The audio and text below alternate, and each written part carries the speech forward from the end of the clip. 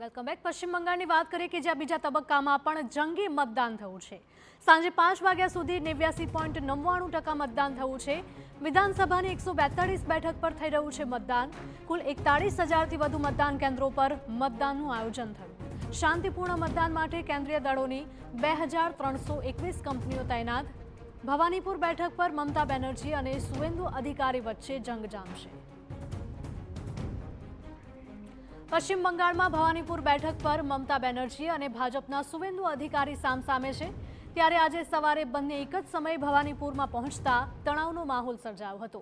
સુવેન્દુ અધિકારીએ આરોપ લગાવ્યો હતો કે મમતા બેનર્જી 50 ગુંડા સાથે ફરી રહ્યા છે અને તેમણે ચૂંટણી પંચમાં ફરિયાદ નોંધાવી છે।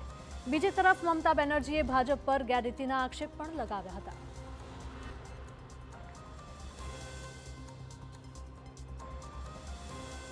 તો 8 જિલ્લાની 142 વિધાનસભા બેઠકો માટે આ મતદાન થયું છે।